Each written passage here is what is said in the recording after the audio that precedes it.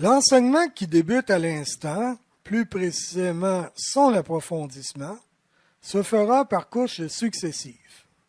Diverses considérations partant du plus général au plus précis. Alors débutons par la première de 3 parties, une partie où je vais davantage lire des notes préparées. D'abord, l'être humain considéré de manière globale, principalement à partir de la source biblique génésiaque. Bon, qu'est-ce que ce mot? Ça réfère au livre de la Genèse. Donc, l'être humain considéré à partir du livre de la Genèse est ici spécialement en référence au récit de la création. À même l'un des 2 récits de la création, Genèse chapitre 2, verset 7, nous pouvons lire ceci. Le Seigneur Dieu modela l'homme avec la glaise du sol. Il insuffla dans ses narines une haleine de vie, et l'homme devint un être vivant. Ainsi donc, l'homme est créé à partir de 2 composantes.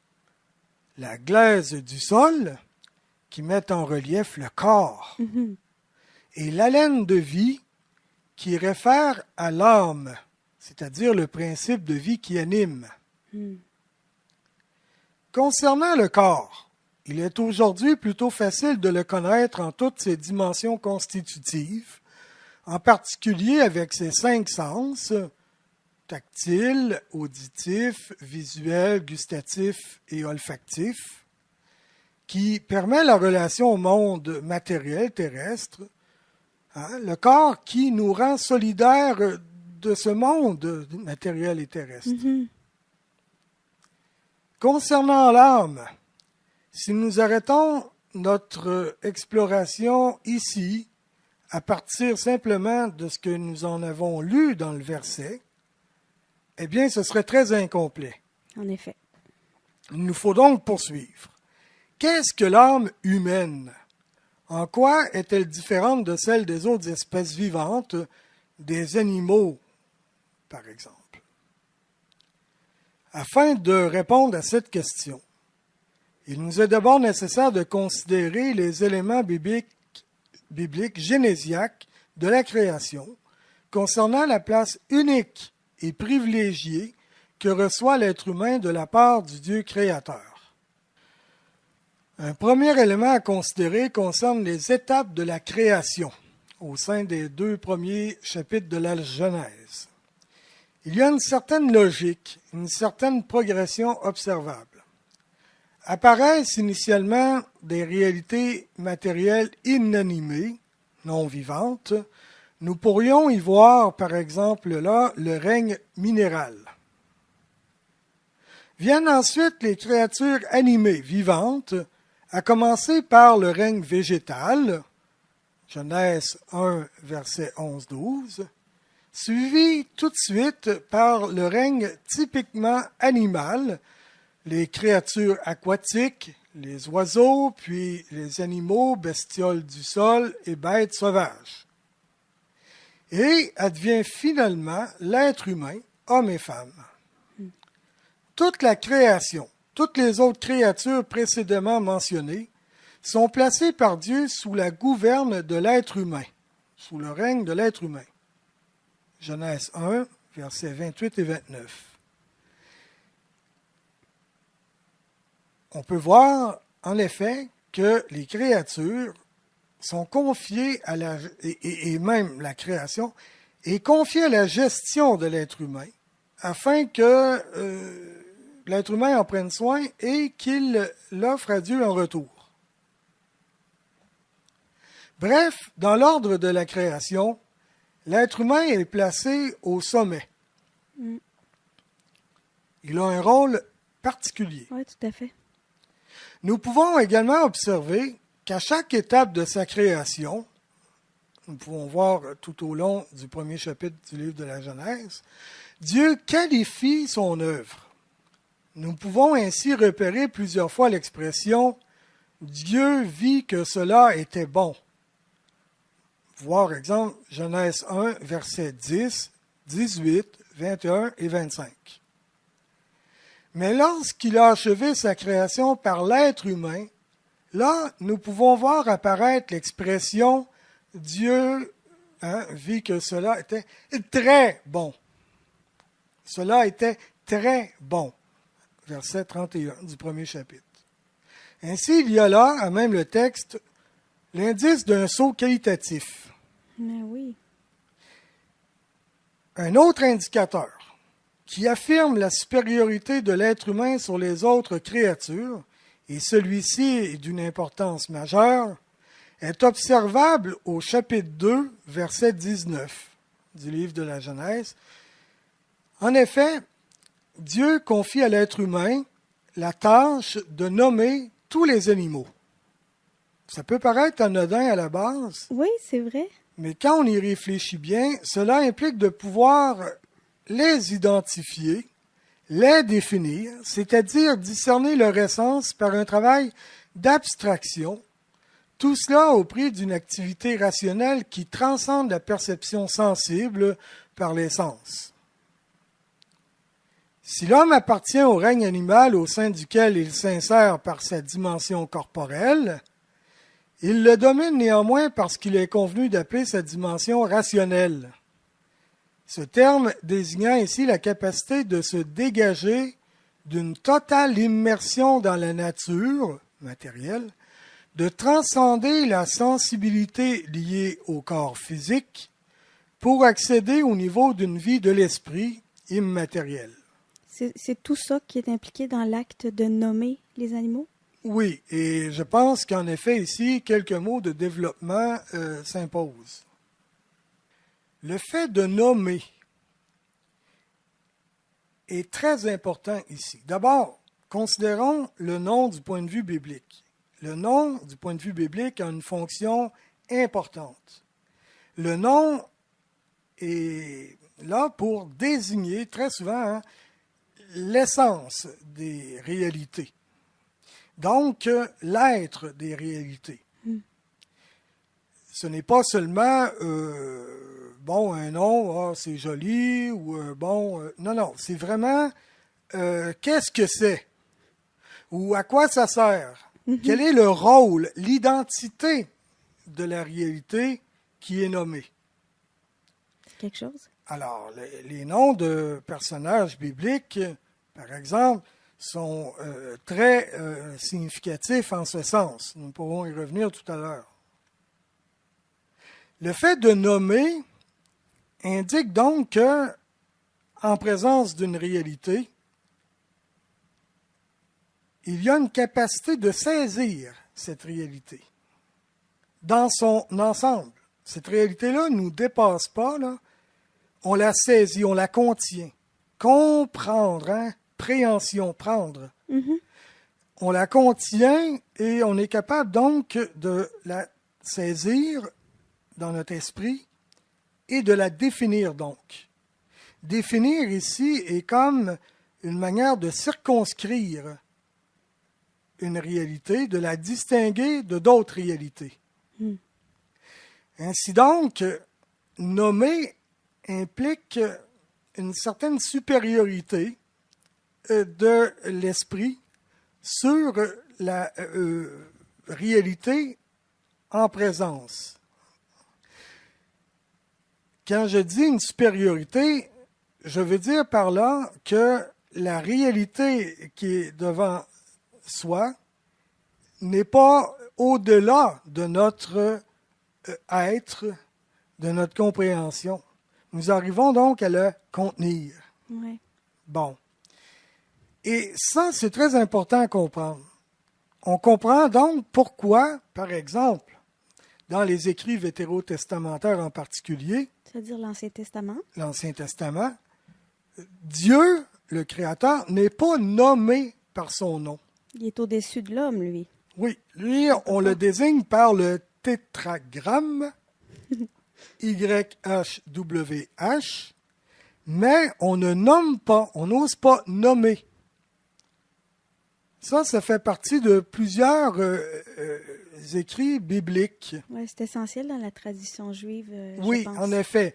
On on aura tenté de traduire le tétragramme en y mettant des voyelles, etc., peu importe. Et là, oui, Yahvé, Yahweh, bon, peu importe. Mais cela étant dit, initialement, non, on ne nomme pas Dieu. Il se présente à Moïse comme le « je suis ». L'être lui-même, l'être suprême, la source de tout être, l'essence elle-même. Eh bien, l'être humain découle de l'être premier qui donne l'être, le mouvement et la vie, hein, comme on le voit par la suite dans les écrits du Nouveau Testament. Donc, Dieu se dit le « je suis premier, hein, l'être premier, la source même de tout être, qui donne l'existence. On dit bien, l'être humain est tiré du néant. Hein? Donc, à ce qui n'existe pas, Dieu donne une existence. Hein? L'être humain créé ex nihilo, tiré du néant. Alors, on voit bien ici que si Dieu, on ne le nomme pas, c'est bien parce que c'est le Dieu qui est le Tout-Puissant, qui est au-delà de tout, au-dessus de tout, qui transcende tout et qui ne se laisse pas justement réduire dans une définition, dans notre définition, dans notre simple compréhension humaine. Sinon, il ne serait pas Dieu. Ouais, je ne peux pas le contenir par ma pensée. Voilà. Il me dépasse complètement. Il me dépasse complètement. Et ce qui est significatif, si je poursuis avec le tétragramme, oui, c'est que dans le Nouveau Testament, eh bien là, c'est le Dieu qui se fait chair. Mm-hmm. Donc, il vient nous visiter. Oui. Et là, il a un nom. Et son nom est très révélateur. Jésus, Dieu sauve. Donc, c'est vraiment son essence. Il est le sauveur. Il est celui qui vient pour le salut. Et quand on parle de l'Emmanuel, Dieu toujours avec nous, cela réfère au Dieu, au Christ ressuscité et à sa présence réelle eucharistique continuée dans l'Église. Mais au Christ toujours là et avec son esprit qui opère la mission conjointe pour la suite des temps jusqu'à la fin. Donc vraiment, le Dieu reste avec nous, eh bien, il est tout à fait réel aussi. Alors, on nomme là dans le Nouveau Testament, mais c'est parce que Dieu vient nous visiter. Oui, il se rend accessible. Il se rend accessible, voilà. Il se révèle pleinement. Il donne accès à son être. Tant et si bien que Jésus dira qui m'a vu, a vu le Père. Il est une icône vivante du Père. Par lui, on voit le Père. On voit Dieu. Mais évidemment, ça ne veut pas dire que lorsque nous comprenons Jésus, que nous le possédons. Non. Jésus, d'ailleurs, se dérobe à la prise. Oui. Nous le voyons souvent à différents moments dans les récits évangéliques que Jésus se dérobe à la prise humaine. Et lorsqu'il ressuscite et lors de son ascension, c'est une dérobade, là. Bon, alors même s'il reste avec nous, en même temps, on ne le possède pas. Non. Alors, mais il est quand même le Dieu qui est venu nous visiter, qui s'est fait le tout proche. Donc, il nous révèle son nom en tant que celui qui vient. Hein? Verbe fait chair. Donc, le nom, très important, eh bien, de dire dans le récit de la Genèse que le Créateur dise à l'homme, eh bien là, toi, tu as le rôle, la fonction de nommer ces créatures-là, hein, les animaux, selon leur espèce, leur nature, bon, etc. Et cela dit de l'être humain une capacité supérieure à ces mêmes créatures-là. Cela dit que l'être humain a une capacité, justement, de saisir au-delà de simplement la pure matérialité de telle et telle et telle réalité singulière prise de manière unique. Par exemple, si je vois un chien, un autre chien, un autre chien, un autre chien, j'en viens qu'à comprendre un chien, qu'est-ce que c'est? L'espèce, l'être. Et donc, là, je ne suis plus obligé d'être attaché seulement à la matérialité sensible, individuelle, singulière de chaque chien. J'en viens qu'à définir, à comprendre, à saisir dans mon esprit l'espèce, et je n'ai plus besoin d'être en présence d'un chien matériel pour comprendre ce que c'est que le chien. Bon, alors, c'est toutes des considérations, ça, qui montrent une capacité rationnelle, une capacité qui n'est pas seulement liée à la perception sensible immédiate, qui est capable d'avoir une intelligence au-delà de la matière, de la simple perception sensible, matérielle. Ça semble tout banal parce qu'on le fait tout naturellement, mais tu as raison de relever qu'au contraire, ça révèle beaucoup de la capacité humaine qui est extraordinaire. Exactement. Donc, les réalités en face de nous, quand on dit nommer les animaux, elles ne nous dépassent pas. C'est nous qui sommes capables de les dépasser pour les définir. C'est ce que ça nous révèle, là, ce fameux verset 19 du chapitre 2 du livre de la Genèse. C'est la capacité rationnelle. Nous voyons donc là une caractéristique unique à l'âme humaine. Elle n'est pas que sensitive comme celle des animaux, et ça nous y reviendrons tout à l'heure quand on parle d'âme sensitive, encore moins seulement végétative comme la vie des végétaux, nous y reviendrons aussi, mais rationnelle. Nous verrons plus loin, à l'aide d'un schéma et davantage d'explications, ces mêmes distinctions quant aux caractéristiques distinctives de l'âme humaine. D'accord. D'accord? Ce qui est important de comprendre ici, c'est que donc l'être humain a une âme rationnelle et spirituelle, et c'est ce qui le distingue de l'animal, qui a une âme qu'on appelle sensitive. Ouais. OK? Et nous aussi, on a l'aspect sensitif, Ben oui. mais on a quelque chose de plus. Observons un animal. Un animal obéit à des instincts, à des stimuli extérieurs aussi, et c'est en ce sens que, bon, il a des sens, et qui a un effet intérieur chez lui, et c'est des effets, quand on parle sensitif, sensible. Donc, il va obéir à cela. Je donne un exemple concret. L'instinct de reproduction. Un animal va répondre à des instincts de reproduction. Il va avoir des périodes où, justement, le corps, le biologique, tout ça, va produire, va sécréter des substances, tout ça, tant et si bien que, bon, il va y avoir des périodes, pensons à des chats, par exemple, à des chattes, il va y avoir des périodes, justement, de chaleur, comme on l'appelle, et voilà que là, il y a des instincts qui poussent. Et là, l'animal va obéir à ces instincts-là. Il ne se pose pas tant la question relationnelle avec l'animal avec lequel il va s'accoupler. Il ne se pose pas la question du sens de cette union, de cet accouplement. Il répond à des instincts biologiques. Bon. Ensuite de ça, quand on parle...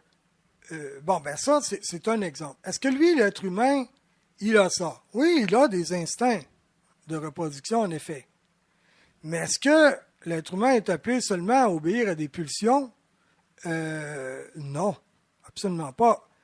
Il est un être humain, justement. Et donc, toutefois qu'il rentre en relation, à toutes les fois qu'il rentre en relation avec un autre être humain, pour quoi que ce soit, ça demande de considérer l'autre. Hein? Et donc, il y a un aspect relationnel, personnel. Et donc, je n'ai pas juste devant moi un être humain. J'ai, oui, un être humain, mais j'ai cet être humain-là et je rentre en relation humaine avec ce qui nous distingue comme être humain des autres créatures. Donc, je suis appelé à vivre des relations humanisantes, hein, qui incluent tout ce qu'est un être humain. Donc, je ne rentre pas en relation avec l'autre seulement avec la part des pulsions et des instincts naturels biologiques. Non.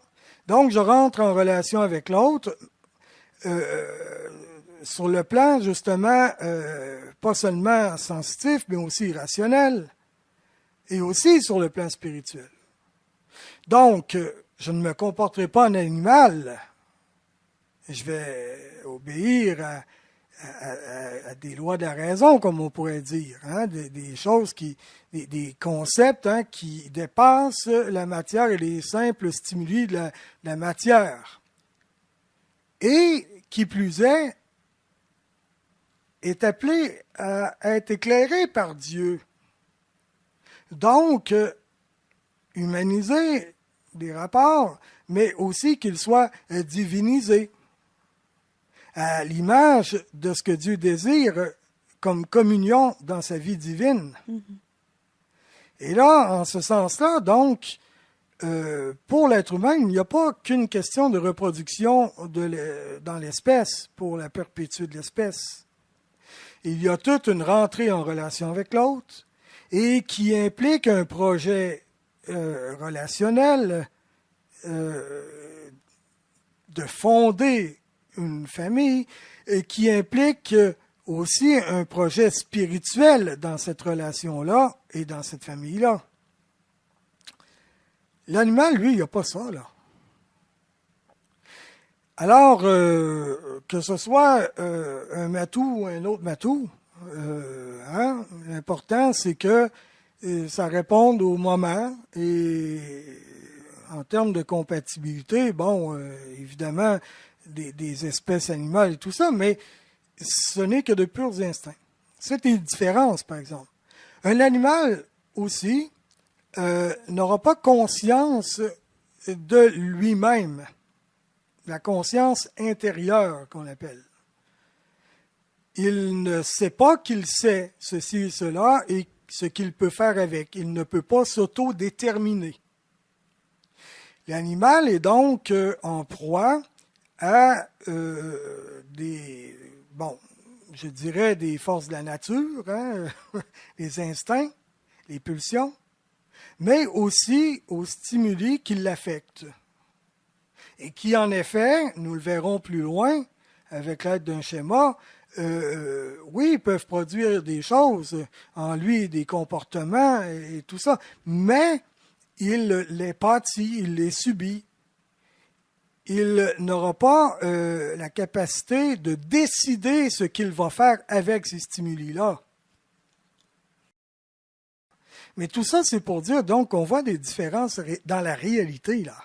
C'est pas que conceptuel ou théorique. Dans la réalité, on voit des différences concrètes. Alors, ça va être plus facile tout à l'heure avec le schéma. Mais, et c'est là vraiment l'élément le plus significatif et le plus étonnant qui différencie encore plus radicalement l'âme humaine. Nous pouvons le voir indiqué au verset 26 et 27 du chapitre 1 de la Genèse.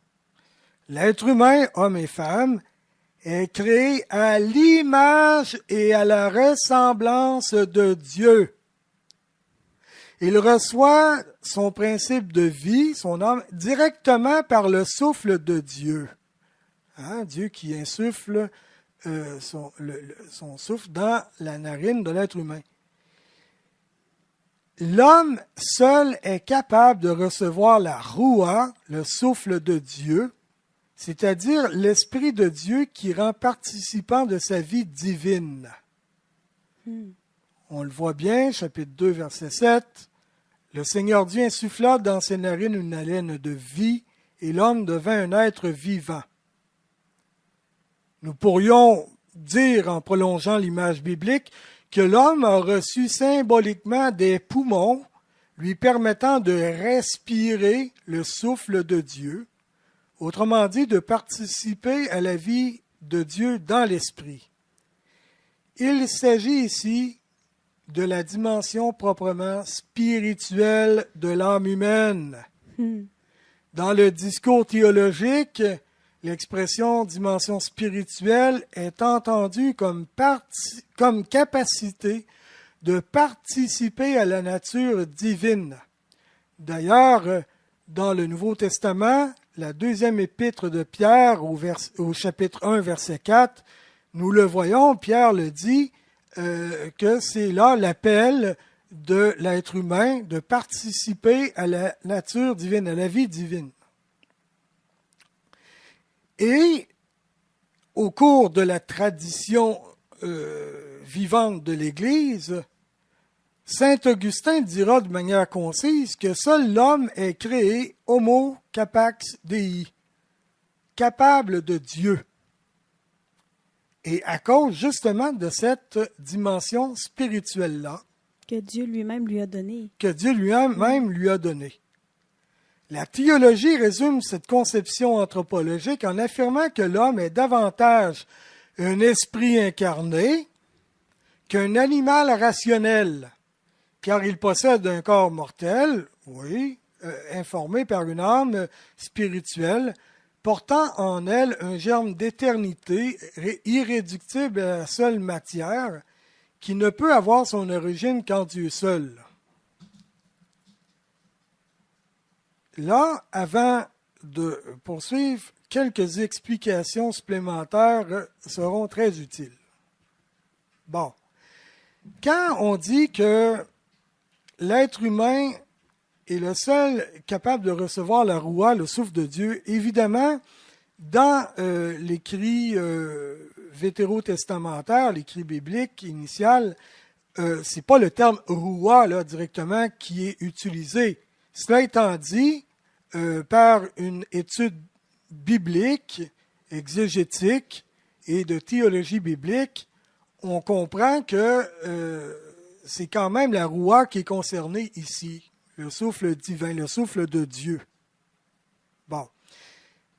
Alors, ici, ça, c'est quand même une précision importante, là, pour être juste du point de vue du langage biblique initialement en hébreu pour les écrits de l'Ancien Testament. Alors, Dieu répand son souffle à lui. C'est ça qui est important. Dieu répand son souffle à lui. Dans l'être humain. Donc, l'être humain vit du respire de l'air, du souffle de Dieu. Un souffle divin. Et ça veut dire quoi, ça? Ça veut dire que l'âme de l'être humain est appelée à du divin. Elle a quelque chose qui est inscrite en elle, qui est faite pour respirer du divin. Disons ça comme ça. Donc, c'est pas seulement une âme rationnelle qui transcende la matière, la création matérielle, c'est aussi une âme spirituelle qui est appelée donc à respirer la vie de Dieu, à rentrer dans la vie de Dieu, à participer à la vie de Dieu. Ça me fait penser à un chant qu'on aime beaucoup, hein? This is the air I breathe. Oui, exactement. Cet air que je respire, hein, c'est ta présence, ta sainte présence, Seigneur. C'est vraiment, oui, exactement. Alors, on pourrait ici parler en termes pneumatologiques, hein, l'Esprit Saint, l'Esprit, hein, le pneuma qui vient dans l'être humain et par lequel l'être humain vient un être vivant de la vie de Dieu. Alors, et quand on dit justement, l'âme humaine, elle est appelée à participer à la vie divine, eh bien, c'est là sa finalité à l'âme humaine. Oui. Donc, rationnel et spirituel dans sa finalité. Mais nous verrons tout à l'heure comment tout ça s'articule avec un schéma qui va nous aider à mieux voir, là, mieux situer, là, mieux comprendre. Bon, pour tout de suite, ce qui est important de comprendre, c'est que quand on dit on est davantage un esprit incarné qu'un animal rationnel, Oui. c'est pour dire qu'on met l'emphase justement sur cette capacité-là de l'être humain, capacité de Dieu, hein, Oui. capable de Dieu, et que sur la rationalité de l'âme qui est capable d'être au-delà de la matière. Donc, ce n'est pas seulement un appel à être au-delà de la matière, Oui. c'est un appel à être au-delà de la matière, mais à rentrer en communion avec Dieu. Wow. Et c'est là qu'on dit l'esprit incarné. Et là, ça pose la question ici, c'est quoi là l'esprit et tout ça? Eh bien, là, on va démêler quelque chose. Parce que du point de vue biblique, on entend des fois parler de ce qu'on appelle une définition bipartite ou tripartite de l'âme. Donc, bipartite, 2 parties, tripartite, 3 parties. De l'âme, tu dis? De l'âme, oui, de l'âme. Non, excuse-moi, mais merci Marisol. De l'être humain lui-même. OK? Oui, en effet, on voit Saint Paul, par exemple, dans la première épître aux Thessaloniciens, chapitre 5, verset 23, qui va nommer le corps, l'âme et l'esprit. Et en d'autres endroits, on va voir la mention seulement corps et âme pour désigner les composantes de l'être humain. Alors ici, je veux dire que comment on doit se démêler avec ça. Il faut savoir là, qu'il y a eu vraiment des débats théologiques par rapport à cela. Oui? Okay. Oui, on s'est posé la question, est-ce que l'âme est-ce qu'il y a comme 2 parties à l'âme? Est-ce qu'il y a comme l'être humain est-il composé vraiment de 3 parties ou seulement de 2? C'est comme le corps plus l'âme plus l'esprit? Oui, c'est ça. Ou est-ce que c'est l'âme qui est comme divisée en 2? OK. Non, c'est vraiment posé toutes sortes de questions. Alors, là, ici, dans le catéchisme de l'Église catholique, au numéro 367, une indication tout à fait adéquate. Parfois, il se trouve que l'âme soit distinguée de l'esprit. Ainsi, saint Paul prie pour que notre être tout entier, l'esprit, l'âme et le corps, soient gardés sans reproche pour l'avènement du Seigneur.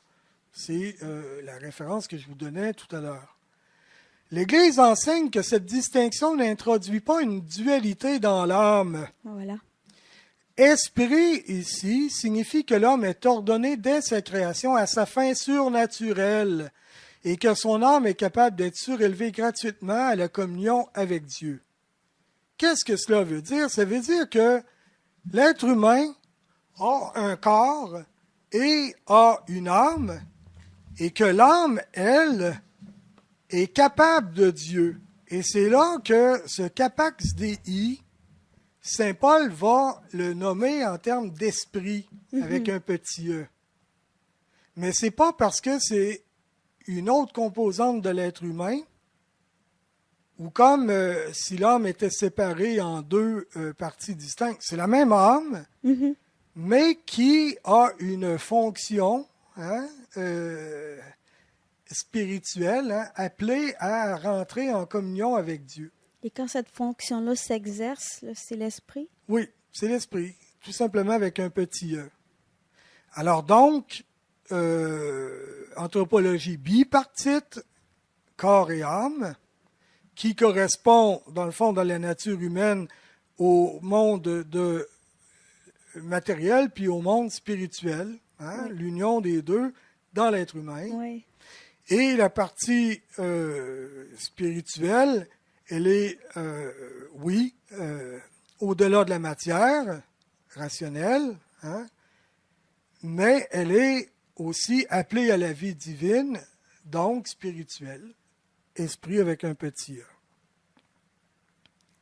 Alors, est-ce que ça, ça va pour ça? Oui. Bon. Toutes les créatures nous parlent de Dieu dont elles reflètent une perfection, mais seul l'homme est créé à l'image et à la ressemblance de son Créateur. Cette image qui représente le sceau de Dieu dans l'homme est donc un élément constitutif de tout homme, ce qui devrait susciter notre émerveillement. Ah oui. Saint Grégoire de Nice s'écrie « Toi seul, tu portes en toi l'impression de la vraie lumière, lui qui est si grand, tu es capable de le contenir, il demeure en toi. » Quelle belle citation. Ça nous rappelle ici une chose importante, une petite parenthèse. L'être humain est appelé, oui, à rentrer dans la communion intime avec Dieu dans sa vie divine. Il est fait pour Dieu, il est capable de Dieu. Et il est appelé à une union grandissante avec Dieu. Tantôt, nous y reviendrons. Mais disons tout de suite que cette union grandissante, pour le chrétien, se vit en particulier sous la modalité de ce qu'on appelle l'inhabitation. C'est-à-dire que Dieu veut être tellement uni à l'être humain, il veut tellement se l'unir, qu'il vient habiter en l'être humain et il fait habiter l'être humain en lui. Donc, c'est pas contenir dans le sens qu'on parlait tantôt intellectuel. Là. Non, Ça non. se fait par l'amour. Ou par l'amour, par une grâce surnaturelle. Et nous y reviendrons tout à l'heure. Je prends un petit peu d'avance là, mais c'est pas grave. Nous y reviendrons tout à l'heure. Bon. Alors, nous comprenons quand même que là, on a défini l'âme humaine en ses fonctions, je dirais ça comme ça, hein? en ses capacités, en sa finalité. Et donc, elle est une, l'âme humaine, et avec le corps. Bon. Ce qui est important aussi de comprendre, c'est, nous avons lu tantôt le corps mortel, mais l'âme, elle, immortelle. Je vais quand même dire une parenthèse là-dessus. Hein, on voit bien qu'on est à la fin de cette première partie et que là, je termine avec quelques précisions parenthèses.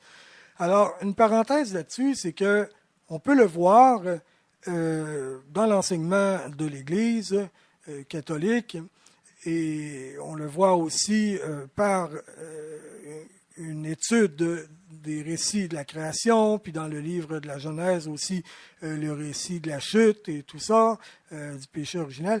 L'être humain, là, il était dès le début appelé à vivre dans l'intimité avec Dieu, à participer à sa vie divine, et ce faisant, il était destiné à ne pas mourir, corps et âme. Mais, on le dit bien, c'est à cause du péché qui est rentré dans le monde, le mal, hein, qui a fait son œuvre. Et c'est consécutivement à cela qu'on parle de la mort qui a fait son entrée dans le monde, hein, du mal, de la souffrance, de la mort. La mort, bon, dans la réalité terrestre, la création terrestre. La mort a fait son entrée dans la réalité terrestre. Donc, toute la création terrestre a été affectée par les conséquences du péché originel. S'en est trouvé affecté, amoindri. Ainsi, la réalité corporelle, terrestre, matérielle de l'être humain. Mais le domaine spirituel, lui, ce qui vient directement là du souffle de Dieu, eh bien, ça reste immortel. Évidemment, appelés à vivre de la vie de Dieu. C'est là qu'on dit, oui, une âme vivante.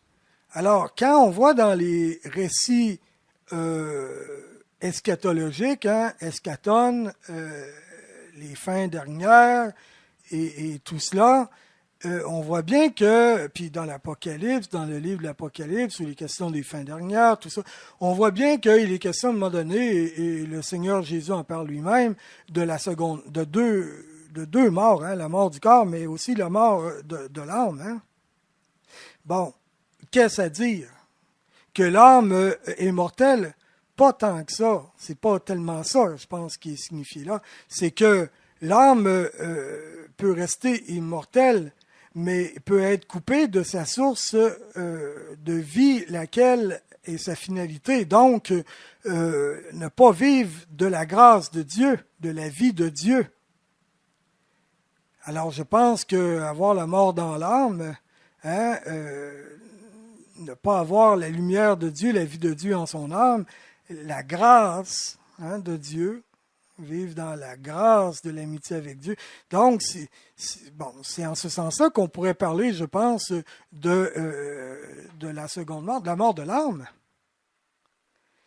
Et voilà. Mais en soi, on dit l'âme est immatérielle et immortelle. Le corps, lui, mortel là, mais Dieu, lui, avec son projet initial, n'a pas changé d'idée. Et donc, à travers toute la rédemption et les fruits de la rédemption qui nous sont donnés, ultimement, et c'est dans notre credo, c'est ce que nous croyons, nous allons vivre la résurrection du corps. Donc le corps, qui était appelé à ne pas mourir, va ressusciter. Tant et si bien que âme et corps, vivant pour toujours dans l'intimité avec Dieu, participant à sa vie divine, eh bien, ça, c'est le projet initial de Dieu. Eh bien, il n'a pas changé d'idée.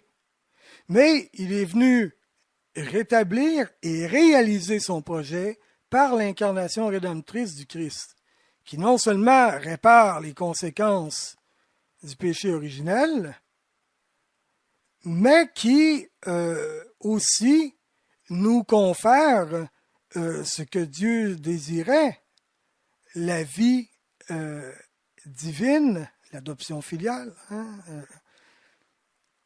et pour l'éternité avec Dieu. Cela m'amène à dire que quand on voit dans le récit de la Genèse, de la création dans le livre de la Genèse, que nous avons été créés à l'image et à la ressemblance de Dieu, eh bien, il faut comprendre que oui, nous sommes à l'image et à la ressemblance du Dieu trinitaire, mais d'une manière vraiment spéciale, à l'image et à la ressemblance du Christ, le Dieu fait homme. Et vraiment, son image et la ressemblance du Christ, il va nous restaurer et nous donner ce qu'il désirait dès le départ, tant et si bien que nous devenons semblables au Christ, mais par le Christ. Donc, d'autres Christ, on dit bien, il est l'aîné d'une multitude de frères. Il est le prototype de l'humanité rachetée. Alors, on est vraiment à l'image du Dieu trinitaire, mais spécialement du Fils unique du Père, le Dieu fait homme. Il a assumé une humanité. Il a pris lui aussi la nature, je dirais, le monde matériel. Il est rentré dans la création terrestre. Et là, c'est extraordinaire qu'on pense à ça. Et c'est ce qui fait que l'être humain est encore plus à l'image et à la ressemblance de Dieu, avec son corps, et appelé à la résurrection, à la vie éternelle, corps et âme. Il n'y a pas de dualisme dans le christianisme entre le corps et l'esprit, comme si le corps était une prison, une vie diminuée par rapport à celle qu'aura l'esprit, l'âme, lorsqu'elle sera séparée du corps à la mort. Pas du tout. Nous retrouverons cette unité fondamentale, corps et âme, ultimement à la résurrection, et pleinement à l'image du Fils unique du Père. Et c'est ce qui fait de nous la créature la plus grande dans toute l'œuvre de la création de Dieu, création visible et invisible. Parce que nous sommes la seule créature voulue pour elle-même sur terre, d'accord, mais qui, en sa nature, contient les deux mondes, le monde matériel et le monde spirituel, terrestre et céleste. Mais, plus que ça, fait à l'image de Dieu. Lui, il savait, c'était son projet de s'incarner. Donc, on pourrait dire, il nous a fait à l'image du Fils incarné. Pour Dieu, la chronologie, là, faut comprendre qu'elle n'est pas comme nous. Lui, d'avance, son projet d'incarnation était déjà là, et ça avant même qu'il crée l'être humain, je veux dire. Et donc, quand il crée l'être humain, il sait qu'il le crée à l'image du Fils unique. Ce qui veut dire qu'il nous fait vraiment à son image et à sa ressemblance, et c'est ce qui nous donne une dignité au-delà de tout ce qui est dans la création. Les êtres célestes, ce qu'on appelle le neuf cœurs des anges, qui sont avec Dieu, ont seulement la nature spirituelle. Et la création terrestre, les créatures terrestres ont seulement la nature terrestre. Mais nous avons les deux. Le Christ a pris dans son être les deux mondes, mais en plus, comprenons-nous, il ouvre au divin. Alors, on peut dire, le Christ est vrai Dieu, vrai homme, et il nous partage cette divinité-là à nous qui sommes faits pour vivre et des réalités terrestres et célestes. Et quand on dit à la fin de tout, l'univers entier va être transformé, parce qu'on dit la victoire de Dieu, elle est acquise, mais il y a du déjà et du pas encore du règne de Dieu. Donc, il y a du à venir dans l'accomplissement plénier de la réalisation de la victoire de Dieu dans l'univers créé. La création telle qu'on terrestre. On dit elle va être transformée au complet, nouveaux cieux, nouvelle terre. En ce sens, la création va être différente de la création visible. Et pas juste l'homme va être renouvelé. La création tout entière. Et donc, l'être humain, en ces deux, je dirais, réalités, matérielles et immatérielles, va vivre justement en parfaite harmonie en lui-même, puis avec la création terrestre et céleste. Voilà, tout simplement. Alors, ça nous donne une dignité qui est extraordinaire. Les anges, les êtres célestes, du neuf cœurs des anges, n'ont pas de corps, ne peuvent pas avoir de corps. Et les animaux ne peuvent pas avoir l'âme spirituelle, appelée à la vie en Dieu, avec Dieu. Alors, nous, on a vraiment une place privilégiée. Deux mondes, deux mondes. Oui, voilà. La rencontre des deux.